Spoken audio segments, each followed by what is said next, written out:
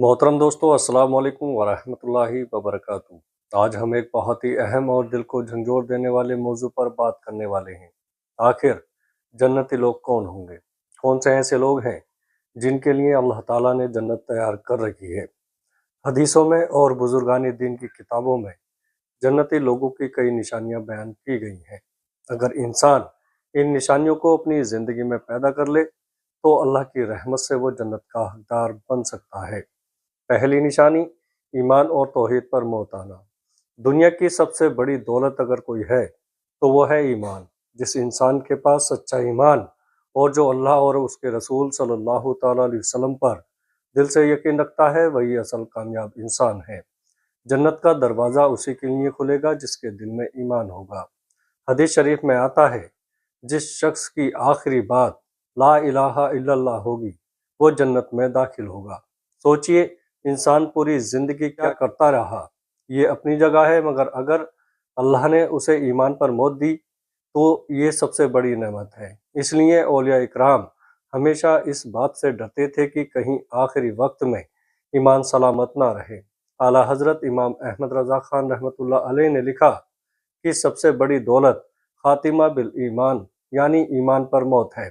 आज बहुत से लोग नमाज छोड़ देते हैं, दीन का मजाक उड़ाते हैं, हराम कमाई खाते हैं, मगर उन्हें इस बात का एहसास नहीं कि गुनाह इंसान के ईमान को कमज़ोर कर देते हैं। शैतान सबसे ज़्यादा कोशिश इसी बात की करता है कि इंसान का ईमान छीन ले। कुरान शरीफ में अल्लाह ताला फरमाता है, बेशक जो लोग ईमान लाए और नेक काम किए उनके लिए जन्नतें हैं। सूरह अल बकरा आयत 25। इस आयत से साफ मालूम हुआ कि सिर्फ जुबान से मुसलमान कहना काफ़ी नहीं, बल्कि सच्चा ईमान और नेक अमल दोनों ज़रूरी है। हज़रत सुफियान सबरी रहमतुल्लाह अलैह फरमाते थे, मैंने किसी चीज़ से इतना डर नहीं खाया जितना अपने ईमान के छिन जाने से डरता हूँ। आज लोग घर, कारोबार, नौकरी, रिश्तों के लिए परेशान रहते हैं, मगर ईमान बचाने की फ़िक्र बहुत कम लोगों को होती है, जबकि क़यामत के दिन सिर्फ वही काम आएगा। हदीस शरीफ में आता है, जिसके दिल में राई के दाने के बराबर भी ईमान होगा वो आखिरकार जहन्नम से निकाल लिया जाएगा। सही बुखारी हदीस 44। इसका मतलब ये नहीं कि इंसान गुनाह करता रहे, बल्कि इसका मतलब यह है कि ईमान की कीमत अल्लाह के यहाँ बहुत बड़ी है।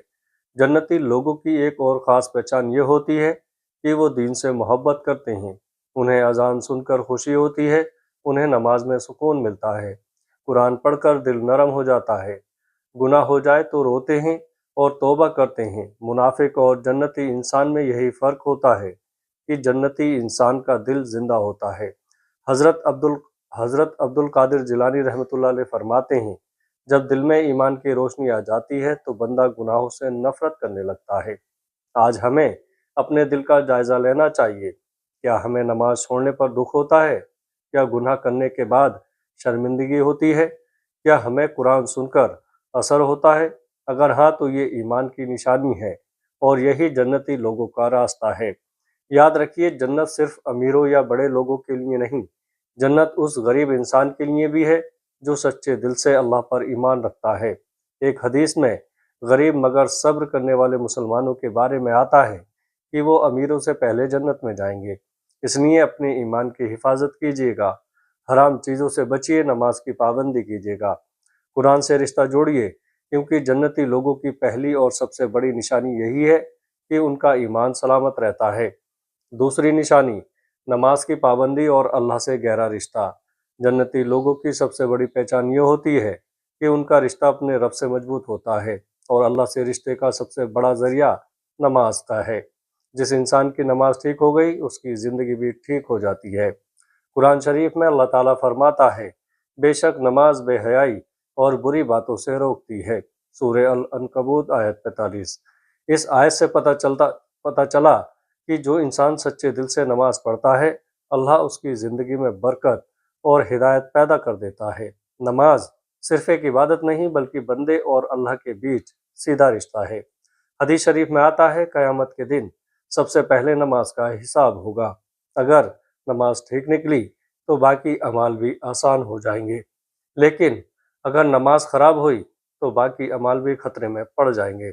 आज बहुत लोग कहते हैं कि दिल साफ़ होना चाहिए, मगर नमाज की ज़रूरत नहीं। जबकि ये सोच बहुत खतरनाक है। दिल की सफाई का सबसे बड़ा सबूत नमाज ही है। जो इंसान सच में अल्लाह से मोहब्बत करता है वो नमाज नहीं छोड़ता। सरकार दो आलम सल्लल्लाहु ताला अलैहि वसल्लम ने फरमाया, नमाज दीन का स्तंभ है। सोचिए, अगर किसी मकान का स्तंभ गिर जाए तो पूरा मकान गिर जाता है। इसी तरह जब नमाज छूट जाती है तो इंसान का दीन कमज़ोर होने लगता है।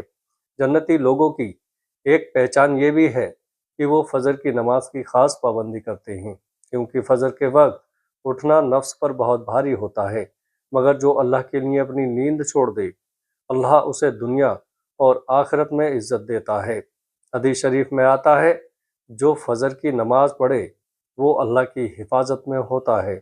आज बहुत लोग रात भर मोबाइल चलाते रहते हैं, फिल्में देखते हैं, गाने सुनते हैं, मगर फजर के वक्त सोते रह जाते हैं। याद रखिए, शैतान सबसे ज़्यादा खुशी तब मनाता है जब कोई मुसलमान नमाज छोड़ देता है। एक हदीस में है, बंदे और कुफ्र के बीच फ़र्क नमाज छोड़ना है। इसलिए औलिया इकराम नमाज की इतनी पाबंदी करते थे कि बीमारी में भी नमाज नहीं छोड़ते थे। हज़रत इमाम आज़म अबू हनीफ़ा रहमतुल्लाह अलैह के बारे में मशहूर है कि 40 साल तक आपने ईशा के वज़ू से फजर की नमाज पढ़ी। ये अल्लाह वालों की ज़िंदगी थी। आज अगर हम 5 वक्त की नमाज भी ठीक से पढ़ लें तो हमारी ज़िंदगी बदल सकती है। जन्नती लोग सिर्फ फ़र्ज़ नमाज ही नहीं बल्कि नफल इबादतों का भी एहतमाम करते हैं। तहज्जुद पढ़ते हैं, कुरान की तिलावत करते हैं, दुरूद शरीफ पढ़ते हैं और अल्लाह से रो रो कर दुआ मांगते हैं। कुरान शरीफ में अल्लाह ताला फरमाता है, उनकी करवटें बिस्तरों से अलग रहती हैं, वो अपने रब को डर और उम्मीद के साथ पुकारते हैं। सूरह सजदा आयत 16। ये उन लोगों की निशानी है जो रातों को उठकर अल्लाह की इबादत करते हैं। ऐसे लोगों के लिए जन्नत में ख़ास मकाम तैयार किए गए हैं। हदीस शरीफ में आता है, जन्नत में ऐसे कमरे हैं जिनका अंदर बाहर से और बाहर अंदर से दिखाई देता है। सहाबा ने पूछा, या रसूलल्लाह सल्लल्लाहु ताला अलैहि वसल्लम, ये किन लोगों के लिए है? आप सल्लल्लाहु ताला अलैहि वसल्लम ने फरमाया, उनके लिए जो नरमी से बात करें, लोगों को खाना खिलाएं, रोज़े रखें और रात में नमाज पढ़ें जबकि लोग सो रहे हों। आज अगर हम जन्नत चाहते हैं तो हमें नमाज से दोस्ती करनी चाहिए होगी, अजान सुनकर काम छोड़ना होगा, मस्जिदों को आबाद करना होगा, क्योंकि जन्नती लोगों की दूसरी सबसे बड़ी निशानी यही है कि उनका रिश्ता नमाज से मजबूत होता है। वीडियो अच्छी लगे तो दोस्तों में शेयर ज़रूर करें। अस्सलाम वालेकुम वरहमतुल्लाहि वबरकातुहू।